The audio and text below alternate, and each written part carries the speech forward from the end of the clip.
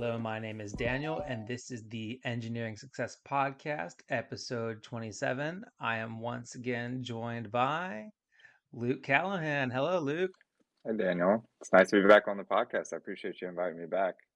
Yeah, it's always good to be here. Well, now that you're here, you get to tell the people what they need to do. Just kidding. I'm not going to put you on the spot like that, but just a reminder to everybody, if you like the content that we're putting out here, make sure to support us on Anchor or on Patreon. $10 a month gets you a shout out at the beginning of every single episode, like Mr. John Ott. Let's give a round of applause for John Ott. Thank you, John. Yes, thank you, And Don. yeah, and I think things are going pretty well for me. How about you, Luke? Yeah, things are going good. So, as I was telling you a little bit before, sometimes update is like a good thing. Is a good update, right? Yeah. No change is a good thing. Yeah, no, I think that no change is probably the best change. But one thing that hasn't changed is that if people want to write into the podcast and have their questions answered, they can write into engring.success@gmail.com, or they can message us at one of our many social platforms. What do you think of this new backdrop that we got on the video podcast, Luke? I think you're doing a great job. I think you have a lot of Oh, creative output that I didn't realize you had, and it's coming through. So you're doing a great job. You're killing it. thank you. Well, speaking of creative output, people might not realize this, but they might have noticed that there's a lot more posts that are going out on Twitter, which is pretty cool, and other social media websites. I got a new platform that allows me to schedule all my social media posts over a week in advance. So that's why people are starting to see posts every single day. And I'll tell you this, Luke, the analytics show that my views have gone up 50% on every single podcast Really? episode. I'm up over 4,000% on my Instagram engagement. Now, to be fair, I'd only made 3 Instagram posts beforehand. And Okay. I went from 78 followers on Twitter to over 370 followers on Wow. Twitter. Yeah, That's I know. awesome. Yeah, So a lot of yeah, congratulations. yeah, so congratulations to both of us. As me, obviously, that's the host of the podcast, but you as our regularly recurring guest. Yeah, Thank but you. the really cool thing is, I'm really excited. This is I've been pushing the podcast social media game pretty hard lately, but now I think this is the first episode I've uploaded in a month, so I'm really excited to see how these new listeners enjoy a new podcast. Shout out to Ray. Ray has been a really cool supporter of the podcast on Twitter. Shout out to you, Ray. Thank you so much for engaging with all of the posts. All right, I think that's a bit of an intro, right? I think that's an intro. Yeah, I think you did a great job. Oh, Luke, you just make me so happy. Thank you. All right, so what are we talking about today, Luke? What is the topic of discussion? Yeah, so I guess just to kind of lead into it, so we're talking about picking a college, which Yeah. is something that I don't know, and maybe this is something we can kind of talk about, to kind of lead into it. But whenever I was picking a school, like looking back, I wish if I could go back and do it again, I don't know if I would do it the same way. Not necessarily Yeah. that I wouldn't pick the school that I went to because I'm very appreciative of Louisiana Tech, and I don't think I'd be the engineer that I am today if I didn't go there. Yeah. But just like I think there were a lot of unexplored options that, could have led me down different directions or have given me a better, understanding of how to pick a school and what goes into picking a school. Yeah. Um, so yeah, I think that's what we're going to talk about, but that's something that I was kind of looking back on it and talking to people and I was like, that's something that I don't think any 17, 16, 17 year old whenever they're applying for colleges considers. Like they don't consider all the things, and Yeah. they don't know everything about a college yet. Like they don't really understand what to look for, and maybe we Yeah. can enlighten them. Yeah. Yeah. That's a great point, Luke. I think I'll also preface this that I am very thankful for where I went to school, Trinity University. Their engineering program is fantastic.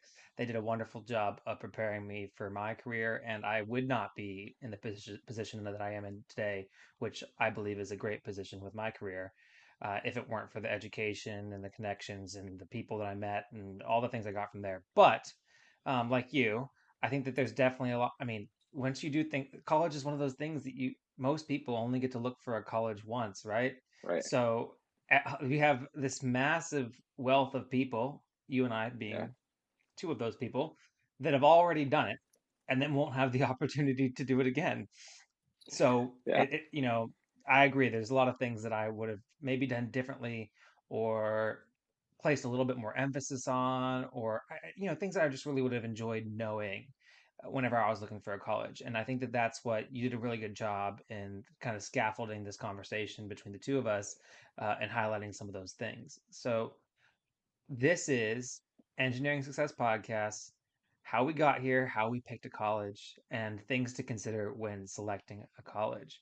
So, Luke, same format, except I'm going to talk a little bit more this time. You Perfect. kind of came up with the structure here, so I'm going to kind of go back and forth and continue to interview you on it. But I'm definitely going to put little more input into it. So, Okay. you say that the first thing you want to consider is the degree. So, you want to select a university that is beneficial for the degree you're going for. So, what do you mean by beneficial for the degree you're going for?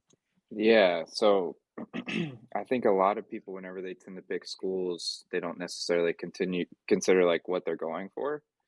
Yeah, So for instance, like I knew I wanted to go to mechanical engineering, but for some reason it never crossed my mind, to like potentially do a Google search of, most affordable, like best, value per cost or value to cost ratio of engineering schools in the country.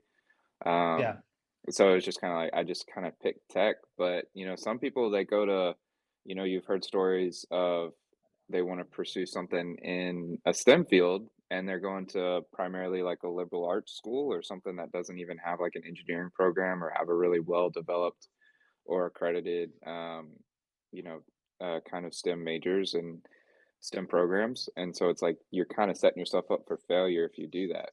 Like if yeah, they're outputting a bunch of, business degrees or MBAs, which isn't a bad degree at all, um, they're probably not going to have a lot of emphasis on their engineering programs and really give you a lot of good connections and all that other kind of stuff. So pick a school that best suits the degree that you want to get. yeah, yeah. And I'll say that as somebody that went to a liberal arts school, that we didn't have a school of engineering, but we did have an accredited engineering program. So my program was ABET accredited. Um, I, you know, I will say that I got a lot out of the liberal arts education, and would I do it again? Yes. And do I preach the value of it? Yes. But I will say that, yeah, selecting a university that puts out a lot of people that are in that degree program, and that's like their prominent thing.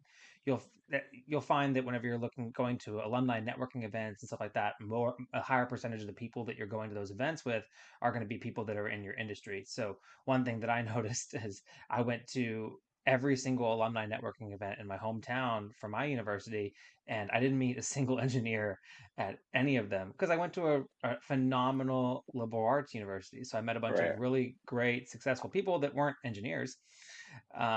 So I had to kind of network a little bit differently. And thankfully, my university did a good job of helping me do that. But yeah, I might have had a couple more opportunities and I might have bumped shoulders with a lot more engineering alumni if I had gone to a school that was known for pumping out engineers. Yeah. And I mean, of course, we want to cater this. This is the Engineering Success Podcast. But I mean, if you want to look at different fields, um, like if you get into something that's super niche, even if it's a form of engineering, like if you want to go into oil and gas, like there are a lot, or pulp and paper, for instance. Like if you want to go work for graphic packaging or Georgia Pacific, I think are both two pretty big pulp and paper industries. There are some schools that have a specific pulp and paper engineering curriculum, and like Yeah, LSU has a petrochem uh, engineering course, right? And so, like, if you want to pursue oil and gas, you could do that or power generation. And so, like, the degree is much more than just kind of like the overarching thing. And yeah, even to go a little bit farther into other degrees, like if you want to be a writer, you probably want to go to a school that has a really well-known, journalism degree or um, whatever other sort of degree would put you into that kind of publishing or into that writing world. And so pick a degree, pick a school that's going to be beneficial to your degree first and foremost. yeah, yeah. And you know, one of the other things that it might seem kind of obvious, pick a school that's known for your degree. So a lot of people they go to like US News or they go to other reports and stuff like that, but I don't know if those US News reports are as specific as maybe you may want them to be. So, for example, if somebody wanted to work as an electrical engineer for Texas Instruments, Mhm. if they went and talked to a bunch of people that worked at Texas Instruments, they might talk to them and say, hey, what are some schools that you recruit a lot from? So, if you're interested in working in a particular industry, maybe go on LinkedIn and find somebody that's a recruiter and say, "Hey, I'm in high school. I really want to pursue this degree. What universities are you hiring a lot of people out of?" And you might be surprised to know that Texas A&M Corpus Christi has a large hiring output that goes to Texas Instruments in Dallas. Who would have known? But that's just a thing. Or if you looked at somebody that worked in construction in the Gulf Coast as an engineer or EPC, like I do, you might find out that a lot of the graduates are Aggies. Or if you go to Lockheed Martin in DFW, you might find out that a lot of their graduates went to UT Arlington. So you can kind of talk to people that work for those industries. Say, hey, where do a lot of people that work at your company, where did they graduate from? And I think that that's something that you can kind of do is go one step further than the U.S. News report. But Yeah. yeah, No, absolutely. And I mean, I think it was something, I don't know if I had mentioned it here or maybe I had, kind of planned on talking about it later. But yeah, so like if you have big aspirations to go and work for, a company like Google, or if you want to go work for Tesla or SpaceX, or something that's somewhat prestigious or somewhat I mean, it doesn't even have to be prestigious. Like if you want to work in a certain field, right? Like if you want to go do aeronautics, or if you want to go work on like submarines or boats or whatever, like you want to find a school that industry will recruit really heavily out of, because it's going to set you up for success later down the road, right? So like whenever those companies come to your career fair, if you're just, filling in an application online and sending it into that company, like you're just going to be one of potentially thousands of just online applicants that like nothing special stands out. But if you get the chance to interact with them at a career fair, or definitely if you have alumni, like if you have alumni of that school at the school that you're attending and pursuing your bachelor's, that's going to automatically be a leg up, right? Because like they may not, for instance, like Louisiana Tech, we just started to kind of like break into the NASA world. I think we have one kid that went to NASA. Um, heck but yeah, but before that, like I mean, 5 years ago, like if they saw an application from Louisiana Tech University, they'd be like, I don't know anything about the school, right? Like I don't know how good their engineering program. I don't know what kind of engineer I'm going to get, which I think that's something that a lot of engineers take pride in, yeah, which that's a whole nother discussion. But they know the level of difficulty and the level of prestige associated with the university that you went to, right? So like they yeah, understand like if you graduated as a mechanical engineer from Texas A&M, for instance, like if you graduated from as a mechanical engineer from Texas A&M, you went through a very rigorous program and you are well equipped to go out there and be successful as a mechanical engineer in the real world. And like not every like you're not gonna know that, or somebody from Pennsylvania may not know anything about Texas A&M other than they're an SEC football team. Like that may be the extent of their knowledge. And so like you're not really setting yourself up for success if you want to, look for a school or want to potentially work somewhere up in like Pennsylvania or DC or, somewhere California or something like that, right? So yeah, that has a big yeah, part to play. yeah. And the other thing is that one thing that I a perception that I had when I was in high school looking for schools is that I thought that a school could be too big for its alumni network to matter. So Hmm. that's one of the reasons why I chose a smaller school. And I had a great alumni network, but I will say that in my experience that I've observed in industry is that that's just not the case. Like you might think it's too big for its alumni network to matter, but people actually do have that level of school pride and that general perception, like you talked about, like, oh, that school, they put out good engineers. Like Right. we know that University of Illinois, Urbana-Champaign, great engineers. Absolutely. And stuff like that. So now that's not saying that you have to go to the programs that are ranked the best, but it's at least worth considering the reputation of the school and what they're known for. Because That's kind of the first thing that people are going to think about you when they look at your resume. Yeah, absolutely. The school or the university that you graduated from is almost just as significant as the GPA in some cases. Yeah. Almost. Not more important, but almost. Yeah. So we talked about the degree and we talked about the university with picking the university and the degree, but I have some opinions about the degrees themselves. Okay. So my opinion is that I recommend sticking to the big major engineering programs. You got mechanical, electrical, chemical, civil, and then some people have, I said this in the comments in response to somebody earlier, and somebody else said aerospace. So maybe aerospace, maybe industrial as well. But my big four are mechanical, electrical, chemical, civil, because I think you can get a job in most industries, except for civil. You may not be able to work in aerospace, but mechanical, electrical, chemical for sure. You can work in almost any industry with one of those three degrees. Yes. And so that's my perception. And my other perception behind that is that those are the most versatile of the engineering degrees. So if you're picking one, I would kind of lean towards one of those three. What do you think? Yeah, no, I agree. I mean, if you go to any, I mean, if you just kind of break it down, there's a good chance that anything you're working on is going to have probably some sort of foundation element, right? Some sort of support structure or whatever. It doesn't matter what you're doing. Like, you're probably going to need something that takes up physical space. Therefore, you need to understand structural integrity and civil components, right? And so, like, civil engineering can penetrate through a lot of different things, including potentially aerospace, right? Like the launch pads that they need for the rockets to take off on, like that's Oh significant, right? yeah. Also, like Yeah, you got me there. the integrity of the rocket ship, right? Like you're going Structural, up yeah. to Yeah. extreme pressures, so they're probably not going to put an electrical or a chemie on there. You know, they probably Yeah. want somebody with more of the civil background. So like, there's a good Yeah. chance that you'll be able to penetrate into a lot of things, and kind of the same thing through electrical, 100%. You can end up in any industry. I mean, you could end up in the sports world. Like, you can end up in anything because everything is going to need power, right? So, like, you can end up Boom boom. designing or helping with some sort of facilities operation, for, like a stadium or something like that. 100%. I think you could take an electrical engineering degree and pretty much plug it into any sort of world that you want. Yeah. And then mechanical and chemical, that's mechanical is pretty much, any sort of transfer of power that's going to be through some sort of mechanical aspect, and chemical is somewhat the same way. And chemical can also be thought of as process engineering too, right? So like a chemie can also do process engineering, which doesn't necessarily mean they need to focus on reactions, but more of, the process of what's going on. So Yeah. 100%, I say that if you get one of the big four engineering, you're good.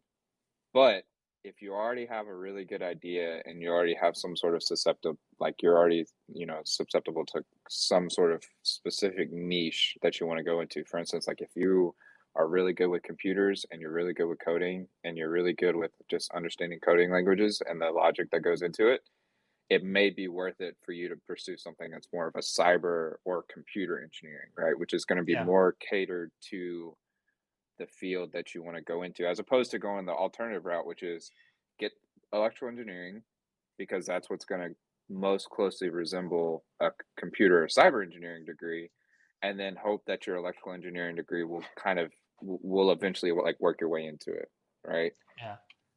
And that's the thing is like, I mean, if you, I'm not discounting the niche degrees, not at all. I'm not discounting them, but I think that if you look at the companies that do those hyper niche things and you go on LinkedIn and look up the people that work for them and you just click through their profiles, Hmm. I think that you'll find, like, for example, if this is like Boston Robotics, people think, oh, mechatronics, mechanical interfaces with electronics. Okay, so I want to get a mechatronics engineering degree. And I'm not saying that there aren't great mechatronics engineering programs out there. There probably are tons of them. But I bet you that they hire a bunch of electrical engineers and a bunch of Bunch of mechanical mechanical engineers. engineers, yes. Yeah, so I mean that's kind of what I'm saying is that like yeah, this niche thing that combines other engineering disciplines into one is cool, but you can probably work there with one or the other. It's kind Right. of what I'm saying. Yeah, Yeah, yeah, I would agree with that. I mean, I think any sort of engineering degree you get, you're going to get enough exposure to all the other engineering types that or other engineering disciplines that you'll be okay. But again, Yeah. that's, back to the selecting the university or whatever that you wanna go to, like, try and find one where I think if you take somebody that gets a mechatronics degree from a school that is that um, company does not recruit of out of whatsoever, I think that a person that gets a mechanical degree from the school that they more highly recruit out of is going to have Yeah. a significantly higher chance of getting a job or finding a career with that company and in that field than somebody that gets a very, very specific, mecha electronic degree or whatever engineering degree and trying to apply if they've never heard about the school and never heard about the program. Yeah. Yeah. Yeah, that's kind of where I'm at too.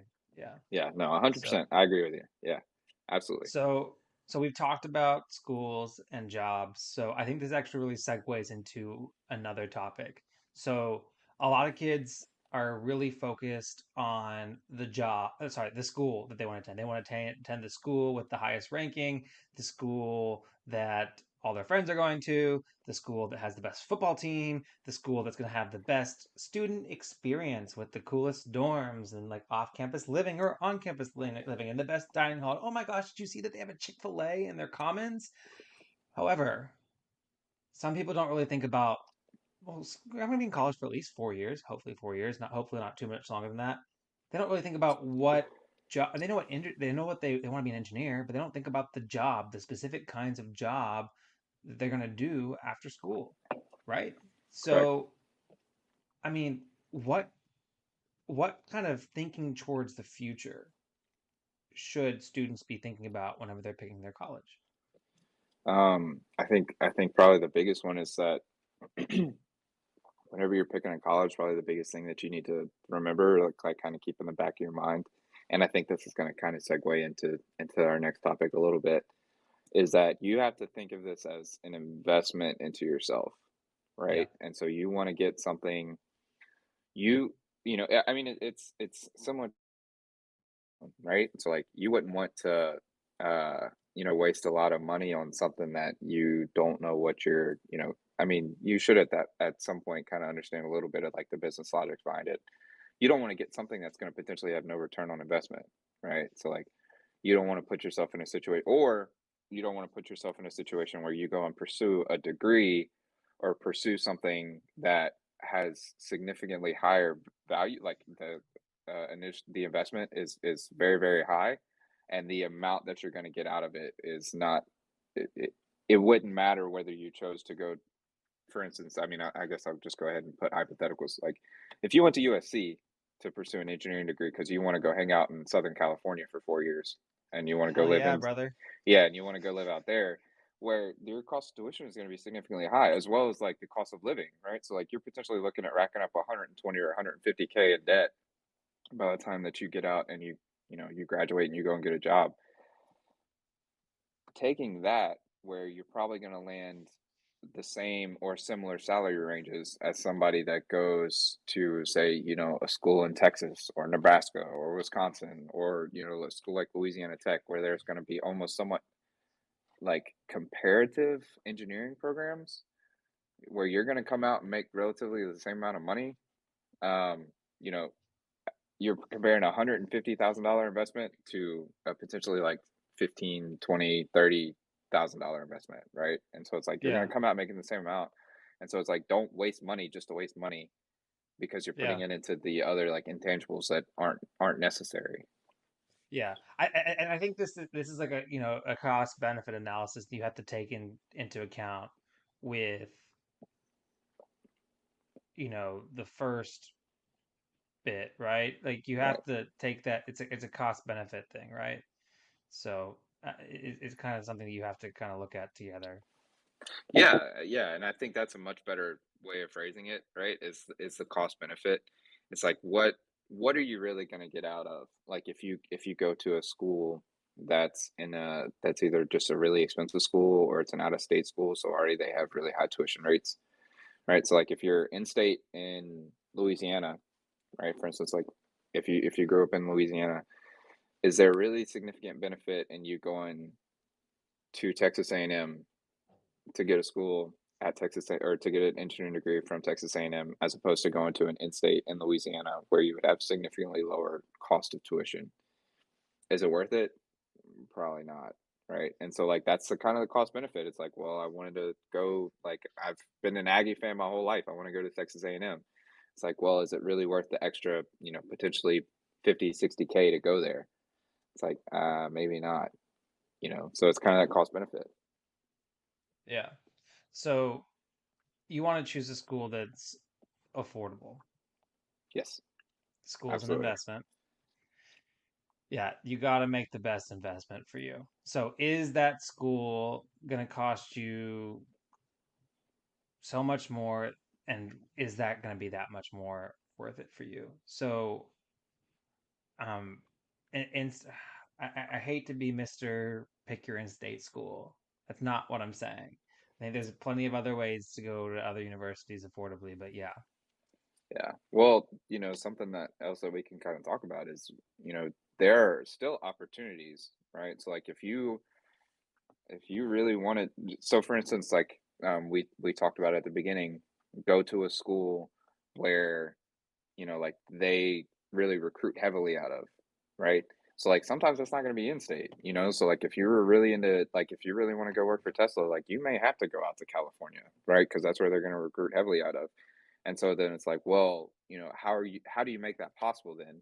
And like that's their, find a place or find a way to get scholarships and grants and other sorts of things that you can make school more affordable for you, right? And that then goes back into kind of the investment into yourself. It's like find a way to make it as cheap as possible, so that way your return on investment is significantly higher.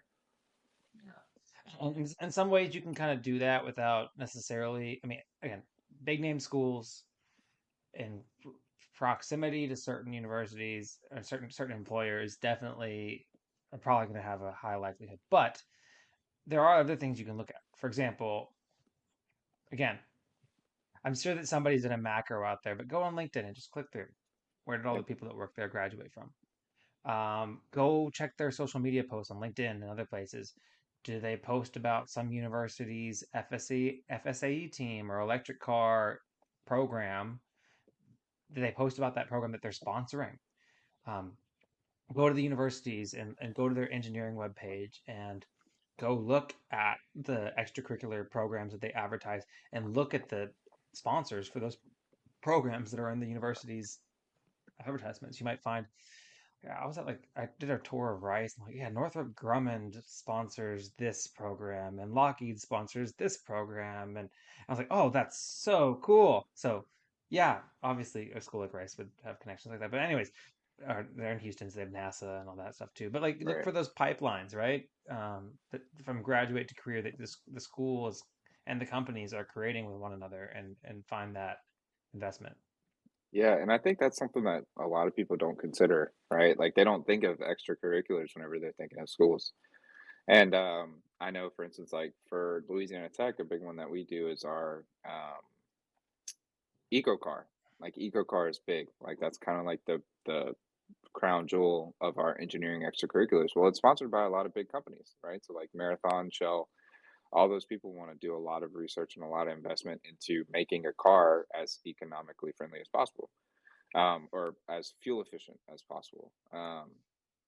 And so like they put a lot into it, and they of course they have representatives of the company that you potentially interact with, and that's something that a lot of people don't consider. Is like, whenever you hear about these extracurriculars, it's more than something just to do to pass the time. You could potentially look at it as a connection, right? Another networking opportunity into that field. And so yeah, 100%. Don't sleep on those. Like look for those and look for those opportunities if it's on the table. Yeah. So we kind of mixed two of them. I tried to be sifty and shifty and try to switch to the order of two of them behind your back, and then you kind of merge them back together. So we talked about the degree. We talked about jobs after college. We've talked about scholarships. Those are the three big ones that we've talked about. Did we miss anything content-wise for degree, jobs after college, and scholarships? Um, I don't think so. I mean, maybe we can hit on scholarships a little bit more. Yeah, let's do Just it. yeah, I mean, I think that's something, So whenever you're considering, I guess colleges, right? So like there's a lot of things to consider.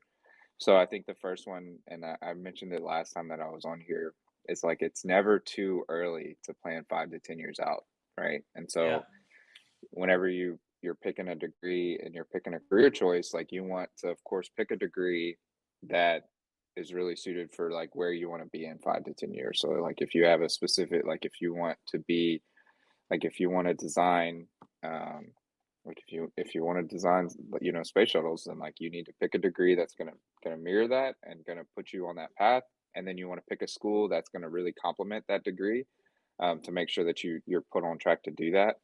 um but then also like you have to make sure that you kind of have like the funding and the way to make that happen. So like whenever you're picking a school, like make it an opportunity, or get or put your best foot forward and make it affordable, so that way you're not, like you don't have to have a bunch of student debt to go and pursue it, or it's no longer an option.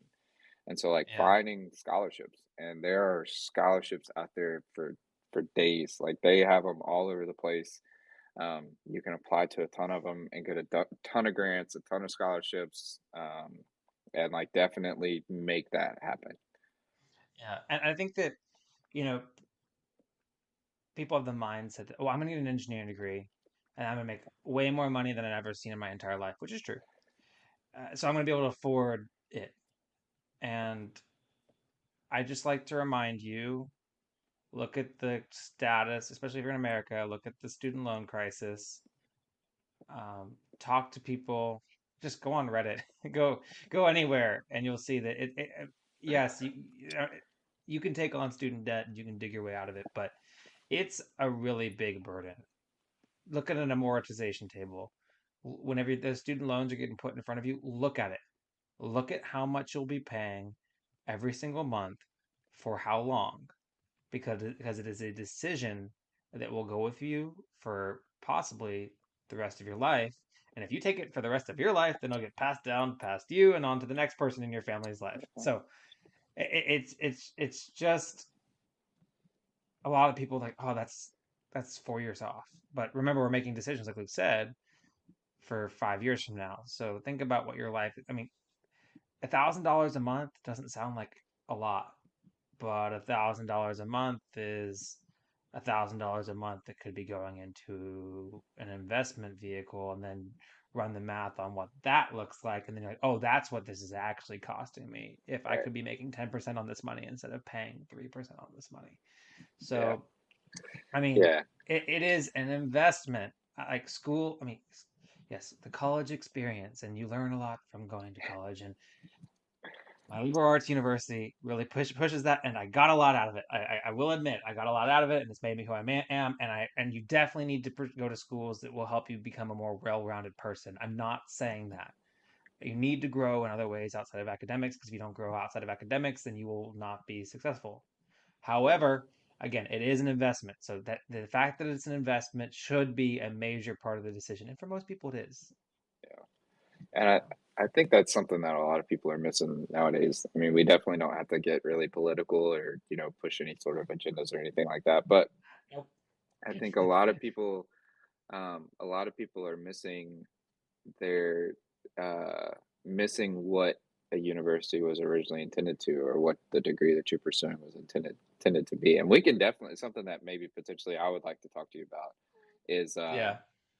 the philosophy on engineering, because I was kind of introduced to that idea, um, kind of my like senior year, right before I was graduating. I had a kind of a TA. He had kind of just started, so maybe he had just got signed on as a professor, like an adjunct professor or something. So he had just gotten his PhD. But one of the things that he kind of looked into was kind of the engineering and making a well-rounded engineer and all the stuff that goes into it. But I mean, we can talk about that another time. Oh yeah.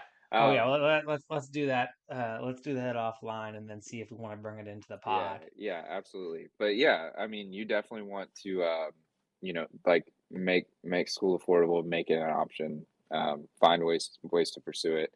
And yes, you do need to be a well-rounded individual, right? Because like that's something, they talk a lot about, you know, like once you get into a position, or once you get into like once you get into a company and you have a job, right? Like they'll teach you on the job, or you'll learn on the job. Well, there are certain intangibles that you learn throughout your college career that you can't like just pass off, right? So like the ability to carry a conversation with people and be able to carry a technical conversation with people is very important, but you can't really learn that on a whiteboard, right? Like you can't, do that Yeah. through a testing format, right? The things that you do need to kind of balance the best of both worlds and still be like a social person and be able to connect and have a lot of those soft skills, but also still focus on the technical content and realize like why you were there. Yeah. Sweet. All right, we hit on the investment, so let's do. And we also talked about the cost of tuition, so that was another one of your topics. So let's go into your last one. This one is one that I'm not sure how much I agree with you on, but I'm excited for you to talk about it. Number four, location. Yeah. Okay, actually, no, I do agree with you. Okay, no, sorry, I did not mean to set you up like that. Why did I do No, no, no, that? no. You're good. You're good. You're good. We're not even Hello, doing let me like just drop a massive bomb. All right, your turn to talk. no, you're good. Trap card.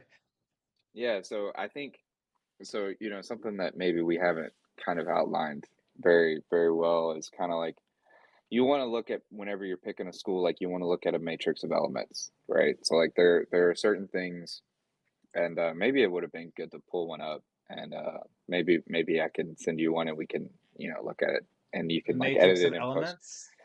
It's a decision matrix, right? You know Oh, what I'm those gonna get are, one. yeah. So like Decision matrix. I'm looking it up. Keep on yeah, talking. and so you kind of so you rank importance of things, and then you give, and then you then go down with your list of options, and then you rank them, between like one and however many options that you have. But you have to rank priorities, right? So, for instance, like a big one, like a big decision matrix that they have a lot is like for schools, like whenever you get offers, not schools, I'm sorry, jobs. So, like whenever you get offers, it's like it's pay, and then it's benefits, and then it's location, and then it's field, or like who you're working with, or whatever, right? So, like you have a lot of things. And so it's like, okay, well, if pay is most important to me, then you would rank that as one, right? And so, like, that would have Yeah. a multiplier um, by Did you see the what one I'm sharing right now?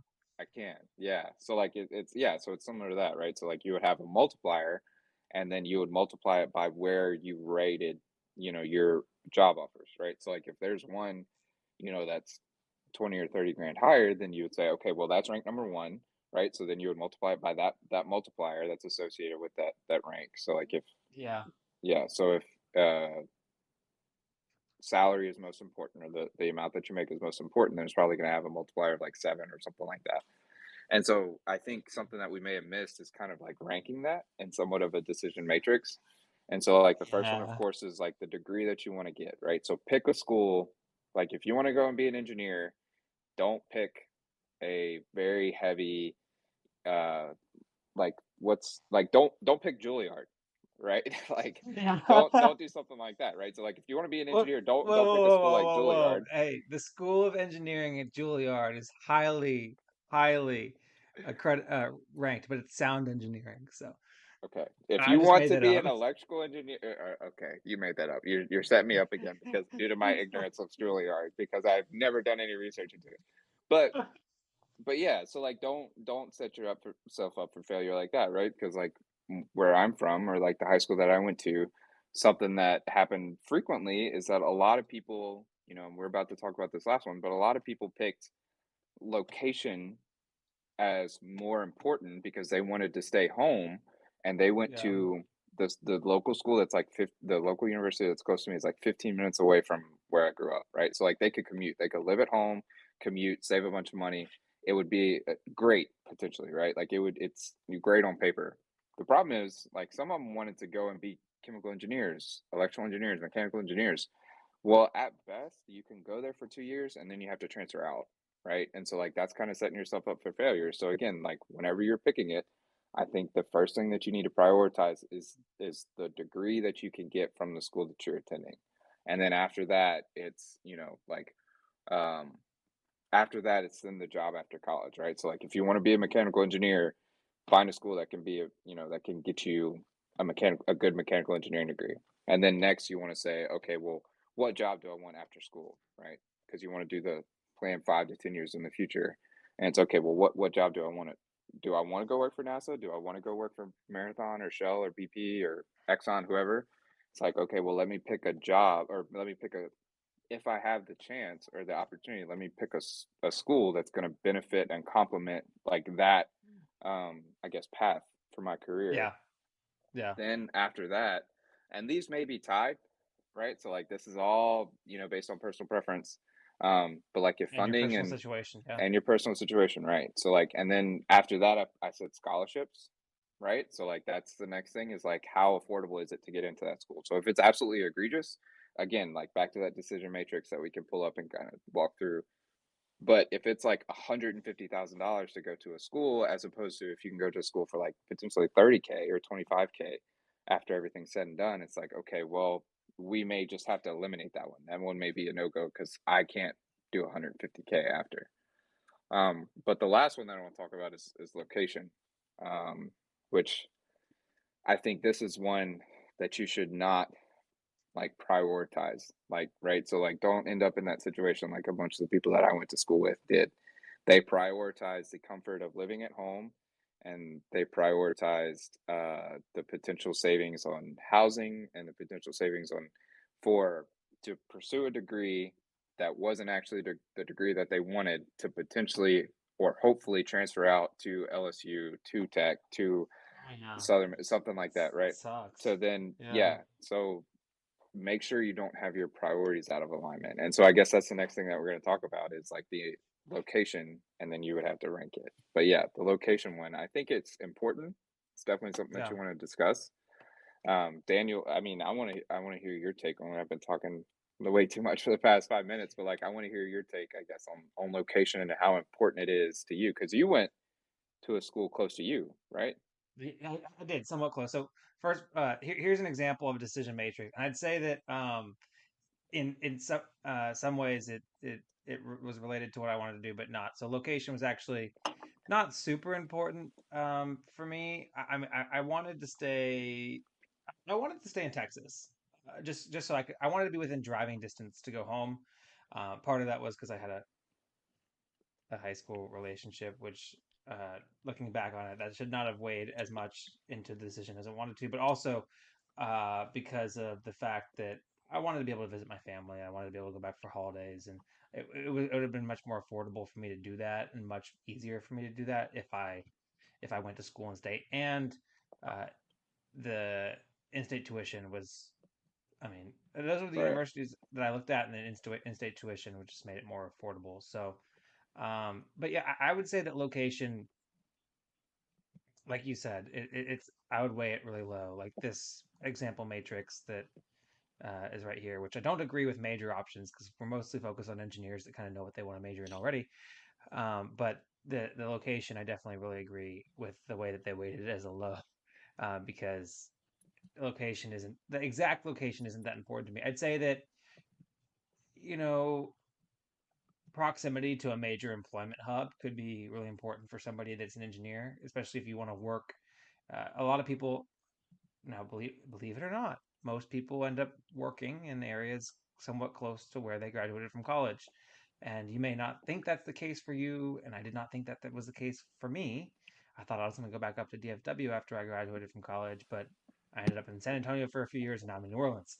So, but I went to school in San Antonio. I ended up working in San Antonio. It just happens that way, and for many people, it just happens that way. But I just don't think that location is that big of a deal at all. And I think that if you allow that to make your entire decision, then like your people you're describing, I think that you're making a mistake. Yeah. No, my stance on it is it can be an added benefit. Don't go looking for it, right? Because like you don't always get the opportunity to stay home, right? Like you don't always get the opportunity to be within commuting distance of a really great school. Like a lot of people don't get that luxury. So like you have to go somewhere regardless. Um, but definitely don't sacrifice any of the other three for location. in whatever way you're trying to validate it in your mind. If you're like, no, I want to stay really close to home, just try and be open-minded about it and say, okay, well, what's the real benefit of staying at home, right? So like, I think first moving away can be really, really, I guess, kind of beneficial, build a little bit of independence. But is the cost that you're going to save potentially staying at home versus having to move on campus worth you maybe not getting your engineering degree. Like all those people that from back home that went to that other school that didn't offer an engineering program, none of them became engineers. So is it worth potentially sacrificing your career and the degree that you wanted to get?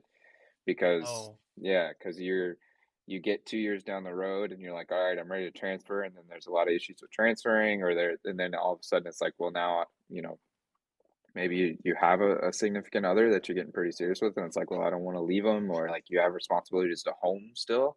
It's like, well, I can't just pick up and leave, right? Like I have to help my baby brother or my baby sister or something like that. I think the segue from high school into college is a really good time to kind of like split that. So like I would just say, like location, if it can be an added benefit, if you get the opportunity to go, stay close to home and commute and still pursue a really great engineering degree that's going to put you on that path, do it. If not, try and it's a great time to be a little independent and figure out how to wash your own laundry. yeah, So yeah. No, and again, my perspective is you should be excited about the opportunity to live in a new city. Like you should not shy away from that, is my opinion. Like if you there's very few opportunities in your life where you get to live in a completely new city, and one of them is because of a college, and other ones are because of your career. So I say take advantage and cherish those opportunities, and you'll grow a lot from it. yeah, So yeah, absolutely. And I know if anybody's scared to move away whenever they're pursuing their college degree, I colleges was, are they're very, very catering. Like you're not the only one in that position, right? So like for Daniel, whenever he moved to New Orleans, like he may have been one of very few like kind of outsiders or I guess transplants, right? So like people that kind of transplanted into New Orleans. There are probably a bunch of people that are from New Orleans there, but whenever yeah, you go to college, there everybody's just like you. Everybody's in the same yeah. situation. Everybody's coming from far away. They don't know a ton of people there. They're looking to Want to make make friends, friends? looking to Yep. meet new people. It's like if you're scared of that aspect, college may be the best opportunity to do it, honestly. Like Yeah. swing for the fences. Amen. All right. So we talked about 50 minutes about college tips and how to pick a college. Did we miss anything? Do, I don't think so. uh, I think the only thing just to kind of hammer home is just take all these things into consideration and make your own personalized decision matrix, right? Because like yeah. there are some people that location may be the most important due to responsibilities and obligations you have at home, right? So like if you're a non-traditional student, like if you're a non-traditional student and you've got a wife and kids, you can't Yeah. pick them up and go and move. So it's like you have to pick a spot Yeah. that's close to home. But make a personalized decision matrix. If you have any questions, reach out to Daniel. Daniel's going to give great advice on Reach out to Luke. universities. Or we'll both input. We'll both help you We'll out. field them all. But Yeah. yeah, so if you have any questions and how to make it and how to rank it and what that looks like, absolutely just reach out to Daniel. But try and make a personalized choice and you know, do some research. Like I think that's the other thing that I think I missed whenever I was looking for schools.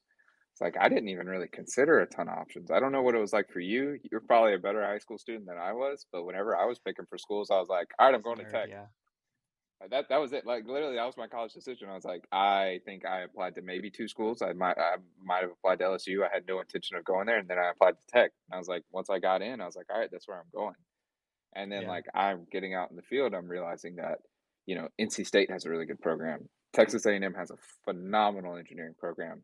Like all these other big schools that you hear about, University of Florida, University of Central Florida. I mean, of course, you know about like your MITs and your UCLAs and all that other kind of stuff, but there are programs out there that, you may not have had any exposure to other than on Saturday whenever that your team, like your whatever collegiate team you root for, is playing against them on the football field. Like that may be your only exposure to them. Do some Yeah. research, find good schools. Yeah. And for those of you that are listening, which is this is a large portion of our audience as well, but if you're already in the industry, you already went to college, and we missed any major decision factors, like maybe variety of majors is more important. Let us know. Let us know what you think. Right into the podcast, ENGRING, just like it shows up in your course catalog, ENGRING.success@gmail.com, right into us, and we will make sure to bring up your tips in the next episode of the pod. All right, so we're gonna cut away for a little bit. We're gonna cut away for a break, and then it wouldn't be an episode of the Engineering Success Podcast without LinkedIn Lunatics. So we'll do two LinkedIn Lunatics, and then we're not gonna have time to go to career advice because it's almost 10 o'clock where Luke is right now. So we'll do two LinkedIn Lunatics after the break, and then we'll close out. So I'm gonna cut away right now,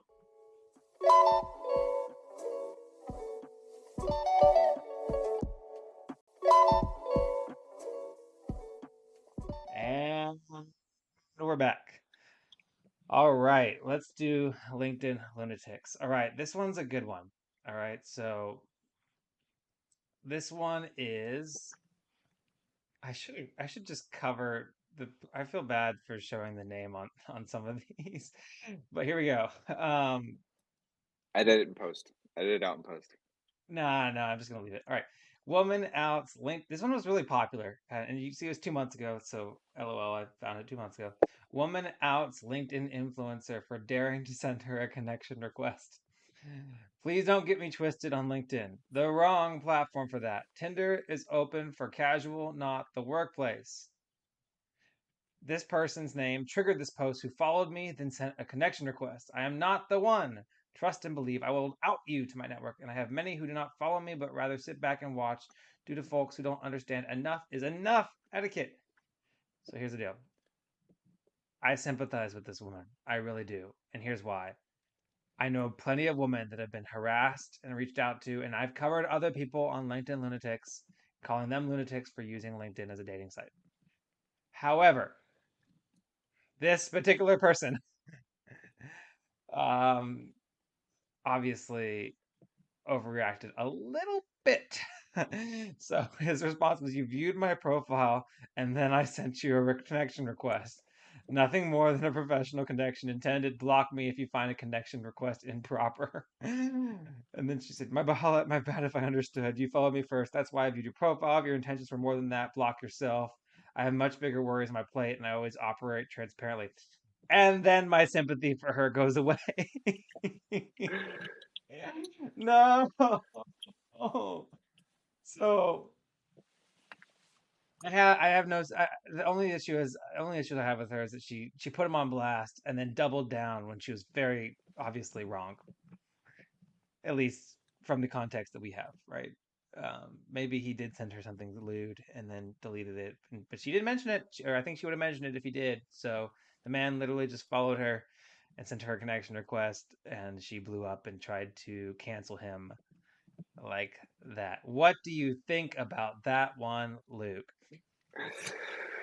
Well, unfortunately, like I agree. Like I would have been sympathetic. I think I think there are times where people use LinkedIn inappropriately, and like there's appropriate reactions to take place, right? So like if he had said something that was more that wasn't professional, I'll say it that way. If he had said something that wasn't professional, 100% there, like you need to take the whatever is going to make you feel safe and comfortable, Yeah, whether that's just blocking him, whether it's trying to, like reach out to somebody or to, not necessarily like his employer, but maybe to LinkedIn to maybe get his account suspended or something like that because he's yeah, probably yeah, doing it to more than you.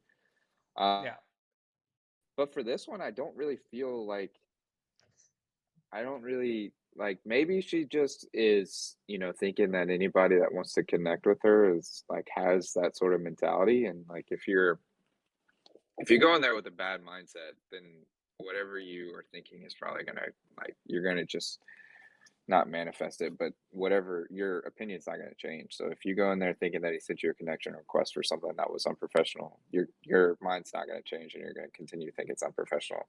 And I think for LinkedIn, you need to have a little bit more of an open mind than that, right? Because like Yeah, I don't know what it is, what it's like for you, but I get connection requests all the time, and they come from all sorts of I people. do.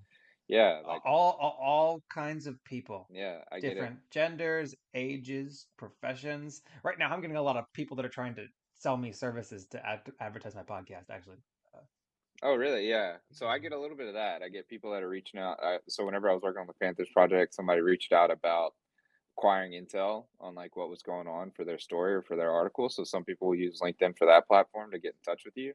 They pretty much Yeah, just went down the list, right? So like if they saw that you're working on that project, they just went down the list and typed the same yeah. default message. And it's like some people do it for that. I get people that like um like CEOs or presidents of stuff, and it's like I don't even know what that company is. But I typically just don't accept them. Like if I don't really Yeah, know you personally, like I'm probably not gonna accept it. yeah. And I think that's probably what she should have just done, right? Like he followed her, cool, and then like he sent a connection request. You can there's an X, like hit the X and let it be, like Boom. let it ride. Yeah, Let it um, ride. yeah, like, but obviously it looks like she accepted it if they had some sort of conversation there back and forth. But I don't know if yeah, you need to be connected to. oh, I guess not if she posted it on just on her feed and he's following her and because she Yeah, can comment on anything. yeah, Yeah, but I yeah, think that that's a little uncalled for, and it's gonna reflect poorly on her, which I wouldn't want for anybody, right? Somebody that just is trying to feel comfortable with any sort of social media platform. If you do something like this, it's gonna reflect poorly on you, and so like don't do that. Don't let them win that way. yeah. All right. At risk of having something random pop up on my screen, let's go to the comments. Oh A boy, stunning example of LinkedIn lunacy. Oh, she is not the one.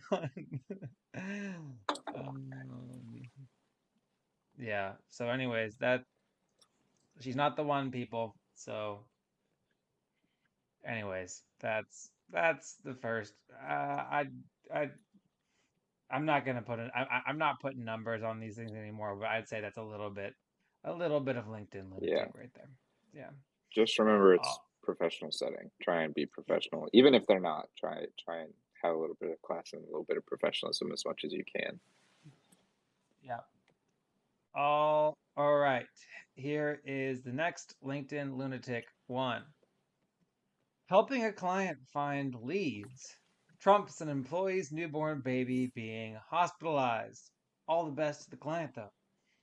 Our client's sales director, Richard, comes to us with a complex request for a detailed quotation drawing to rise above the competition. Of course, we said yes, despite the tight deadline, and it should have been smooth sailing, but it was not. The newborn of our project coordinator caught the RS virus, and the situation became that bad that she got admitted to the hospital for 4 days. Any traditional employee setup would have surely meant delays, but thanks to the outsourced contract they had with us and the extremely accommodating nature of Shabazz, we were able to turn the hospital room into a temporary command center and communicated effectively with our contractors in Pakistan to deliver what needed to be delivered. We wish him all the best and hope he converts this lead into a deal. Okay, so I see what they're trying to do here, right? Yes. I see what they're trying to do here. They're trying to say that we are an accommodating workplace. We allow our people to work from wherever. However, the man's baby was in the hospital. Yeah. Just because you Personal can, crisis. yeah, just because you can work from wherever doesn't mean you need to work from wherever. Yeah, I feel like I'm a Shabazz. I don't want to be a Shabazz, but I think I would be a Shabazz to the extent that I might have also uh taken that work with me as no, my wife listens to this pod. My family listens. I would know when to put it down. I might send off a few emails, but I wouldn't be taking meetings. Like I'd send off a few emails to get this thing handed over, but then I would expect that my team would be able to function without me and let me focus on my family crisis. That would be my Yeah. expectation. Yeah, you may not be able to comment on whether you're a Shabazz or not, but I'll tell you, like, there was a point in my career, and maybe I still struggle with it a little bit. I think some of it is a little bit of just being young and not trying to set like a kind of a bad precedent of who you are and you know, uh, Yeah, the work and effort that you put into and having pride in what you do. But I'm yeah, trying very hard to continue and keep the mentality of not being a Shabazz, right? Of drawing a very clear line and recognizing that if that's a situation and it ends up getting to the point where there are repercussions that involve me, either losing that client or even losing my job, I should have other opportunities because I don't want to work in a situation like that anyway. Like if they fire me because my newborn baby is in the hospital for 4 days and like I have other matters to attend to and the amount of stress that I'm currently under is not going to give me like I'm not going to be performing or functioning very at a very high level and very well just in general with the amount of stress and anxiety that you're going through. So yeah, like if there are repercussions associated with that, you probably need to step away. Like you need to walk away from that company and look into other you know other places of employment that are going to be a lot more understanding. So I'm yeah. trying not to be a Shabazz, but I think I have been one before. Yeah, and no gripe to Shabazz because he's probably doing his best and trying to be a good person. So no ill will to Shabazz. But yeah, life is more important than that, right? Life is there's so much more to life than our work. And I saw this right here, this comment. The amount of posts like this and the ones of people sitting in hospital rooms while relatives die, being thankful that they have a great employer who's allowing them to work remotely while someone dies or is ill is really disturbing. And then they go on to say what they think of the society. I mean, I think it's an indictment a little bit on our society, which is Yeah, unfortunate. we could talk about that for days. But I do agree a little bit with that. Is like you don't want to. So like this, and like in this instance, you're taking a situation that's very poor, right? And you're putting a positive spin on it, but you're also kind of giving a template or a layout of how you're theoretically supposed to respond, right? Of Yeah, like, okay, I have a newborn that's in the hospital. Well, somebody else can work, right? So like if somebody else is doing it, potentially they're my competitor. And so like, do I really want to get outworked by my competitor? And then it's no, and it sets up a really bad precedent. So like don't glorify this either. Like don't glorify, going to all ends or all extremes of the earth, to move heaven and earth to make this happen, right? Like don't like if you're enjoying the time with your family on vacation, like don't post stuff like this either. Like, hey, we had a really important meeting with the client. It's like, okay, either one, you go in with it planned, or two, like you don't sacrifice time with your family and then glorify that you sacrifice time with your family that you had planned that they probably don't get to spend a lot of time with you anyway if you're a workaholic like that. Like don't glorify it either and make other people feel like that's the process or the things that they need to do. yeah. Yeah, here we go. The icing on the cake is closing the post by wishing Richard luck and converting a lead into a deal with absolutely no mention of the baby suffering from the RS virus. Yeah. That little baby is the reason why we're in this mess at all. This could cost us a lead. They called it a massive own goal. I want to get talking about elevating the podcast. I want to get like a sound effect for like lunatic and then maybe another one for like own goal where it's like a graphic where somebody comes onto the screen and like kicks the ball into their own goal. Anyways, we're working on it, but that has been LinkedIn Lunatics. That has been this episode of the podcast. We're getting better and better every single day, right? We're getting better and better every single episode. We're at episode 27. We're trying to go every other week. uh it's been like 5 weeks. I'm sorry, but Luke over here is holding me accountable. So who knows? Maybe we'll have an episode next week. I don't know. I like talking to Luke every week, and this podcast definitely gives me a reason to do that. If you like Yeah. Luke on the pod and you want him to keep on coming back, make sure you leave a comment and tell him you want to see him back in the next one, and maybe we'll even let Luke host his own episode. Really? Host my own, huh? Yeah. Yeah. They're We'll have to probably get gonna your. downvote. Well, they'll probably downvote that one. They'll be like, "No, get somebody else. We want to hear from somebody else." Yeah, but thank you, Luke, for joining the podcast. Thank you, everybody, for listening in. As always, rate the podcast 5 stars. Support us on Patreon so you can get a shout out every single week. And as always, we will see you guys in the next episode. Thank you, guys.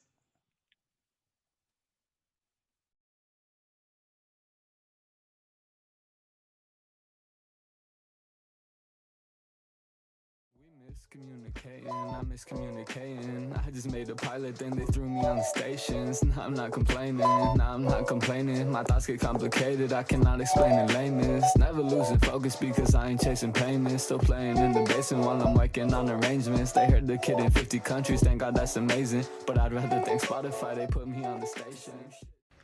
Hey guys, I want to tell you about a new podcast called Tequila Time. The Tequila Time podcast is a weekly podcast of fusion of tech, entertainment, business, travel, and more. And of tequila, of course. Dive right in as your hosts, Kellen and Marius, explore relevant topics to the business world and beyond. Join them in their travels around the world and learn about how new technology and the newest Silicon Valley trends. Hear their interviews with special guests possessing unparalleled knowledge within their disciplines. You can find them on anchor.fm/tequila time and on Instagram as the Tequila Time Podcast.